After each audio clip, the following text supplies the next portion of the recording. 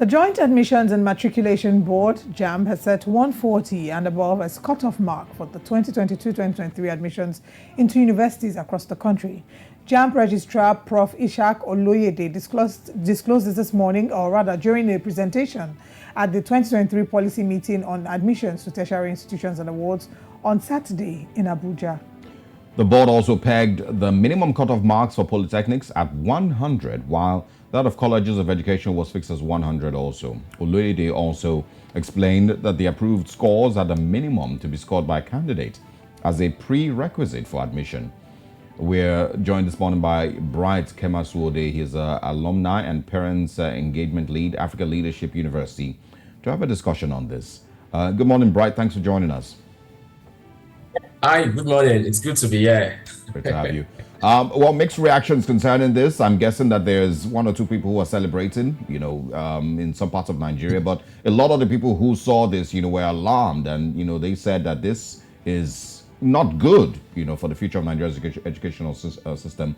But let's get your thoughts. What do you think? Do you think JAMB has gotten it right here? I personally think that looking at our educational system,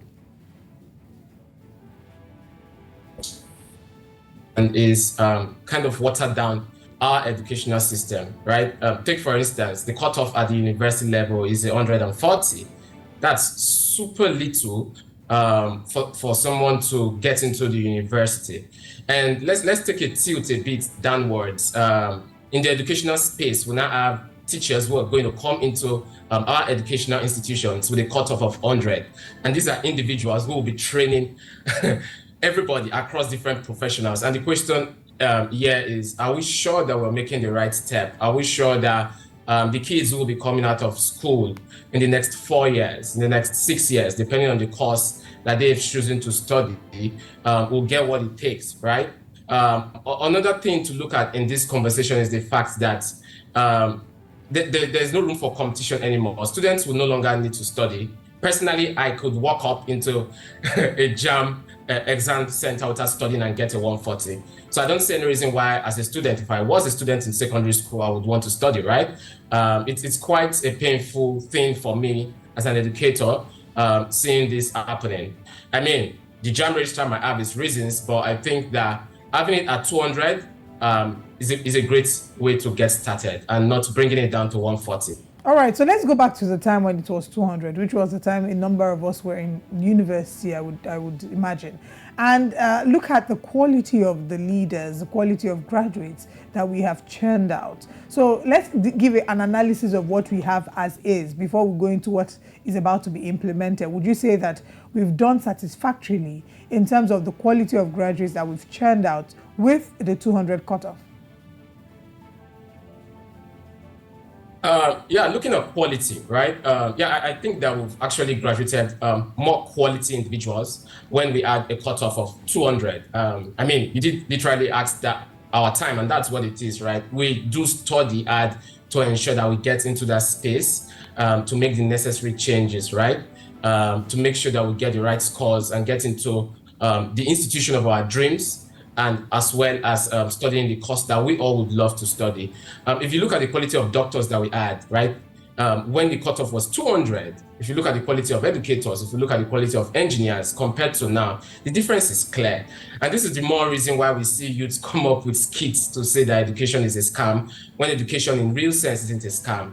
It's just because we keep making them see that education is not valued down here. Rather, we would rather prefer to water down our system and just get through school.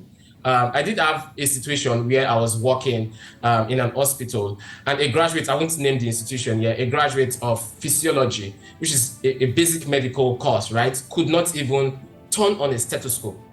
And the question is, he passed through that institution for 4-5 years studying that course. What went wrong? That's like the basics of you being in the hospital. Right. I think that if you do a comparison, statistically, we had better individuals in their different workspace compared to now. What the new generation has helped us in doing is, yes, we might have opportunities to self-study because of internet and all of that, but that doesn't give room to the fact that we should beat down our cutoff mark for our students to get into higher institution. Well, there's also those who would argue. I mean, if you followed the conversation on unity schools cutoff marks for a long time, you have seen that, of course, in certain parts of Nigeria, mostly northern Nigeria, the cutoff marks for getting into these unity schools was a lot less than it is in, the southern part of the country. Is the argument that, reducing the cutoff mark will enable more, students and pupils from those regions in Nigeria that have, seemingly struggled? Will reducing the cutoff mark give them a higher chance of making it into the university system? And so should the Nigerian government be, similarly reducing those standards, so that we can accommodate more of these, people in northern Nigeria and in those regions in the country that have been struggling? I mean, that's a very important question. I don't think that reducing our cutoff marks, right, is the best step in the right direction to structure our educational system. The conversation we should be having here is, how do we get our educators who work in those schools, right, in the public schools, in schools in low-income areas, have the necessary skills to thrive, to ensure that they are passing out the right information and knowledge to the learners in their classroom. That is what we should be talking about here, and not cutting down our cutoff mark for university entrance. I personally, in the last 3 years, I've worked in an underserved community while I was a fellow at Teach for Nigeria. And you can literally see teachers in those villages that have not had any experience of even turning up as simple as a laptop device. How does that teacher give the children in our classroom the right skill to be able to thrive in the 21st century generation where internet and technology is the in thing? The right thing for us to do at this point in time is see how all necessary stakeholders can get together, sit as one, and begin to have the right conversations to ensure that our teachers are better trained. Our teachers are the best, right? We're not going to give you an 100 cutoff mark to get into the colleges of education. It doesn't make sense. We're going to make it a 240. And the reason is because we're going to get these guys well paid, and we're going to ensure that, their welfare is well taken care of. And the transformation you will see there is you would have teachers who would do their job diligently, and at the end of the day, we would have students who don't need a cutoff mark of 140 to get into school, because the teachers are better trained to transfer the right skill and knowledge to their learners. All right.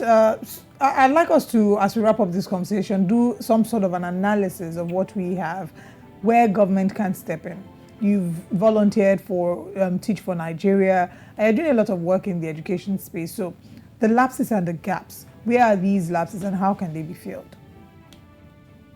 Okay, so the challenges we have in the educational space can be likened to a puzzle system, right? Where it doesn't feel like there's just one thing that should be done well for things to work better. And that's the more reason why in my last response, I did say there's a need for all stakeholders. There's a part that the parents need to play, right, in ensuring that their kids are better trained, in ensuring that they are following up the growth of their children academically. Then we look at the part of the government that comes to remuneration. What are we paying our educators? I personally run a social enterprise called EduSort. And what I do in EduSort is provide free professional trainings for teachers in low-income community. And that's because of my experience.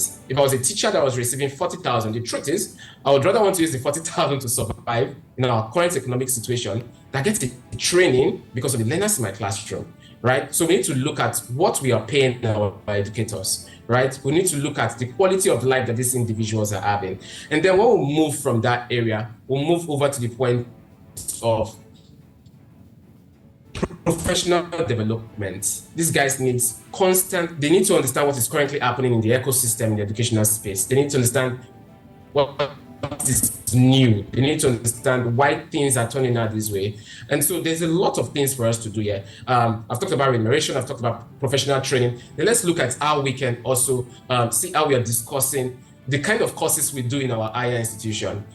People just get into school, they want to study medicine, they want to study engineering, but those are not like the only feeds that we have. And that's the more reason why you see an engineer get out of school and there's no job for the engineer, right? I think that we need to start looking at the possibilities of tailoring our educational system to the present challenges we have in Nigeria. And so my kid is going into the higher institution with a sense of, I want to study this. And that's what we do currently in the place that I work at, African Leadership University, where students come into school with a clear mind of, I just want to solve a problem in Africa. And as they keep going from one level to the next, then they begin to select a major. I think my problem can be around engineering. I think my problem can be around entrepreneurship. And so these are the conversations that we need to have. We need to ensure that our educational system are not tailored towards solving problems that we don't even have in Nigeria. If I'm going into the university because I want to study engineering, it's because there are problems in that field that I would need to solve. And when we do that, what we would also do is reduce the unemployment rates drastically, right? Because we would have individuals who are not just waiting for Chevron, Shell, or maybe the National Hospital to get them employed. You would have individuals who are thinking out of the box, right? And are providing direct solutions to the problem we have in our country. I think that these are like the first steps in getting there. Oh, wow. Chukwuma Siroma Dekule must be disappointed. We of course, we hope that we can bring in the JAMB head, Is-haq Oloyede, to maybe speak better on why these decisions were made, because it's still not adding up, to a lot of Nigerians, why we're reducing the, standard for getting into, at the best, we can only just speculate because we don't really know for certain why this is happening and, what this would then mean. There's certainly reasons, but I think it needs to be questioned. And then that's the thing that has not been done yet, Is-haq Oloyede needs to be questioned. He needs to address Nigerians properly, and of course, face these questions. So he understands what's at stake, and we're sure that he's, making the right decision. But thanks a lot, Bright, for stopping by and for sharing your views with us this morning. It's been a very, very interesting conversation. Thanks for stopping by. All right, thank you very much for having me.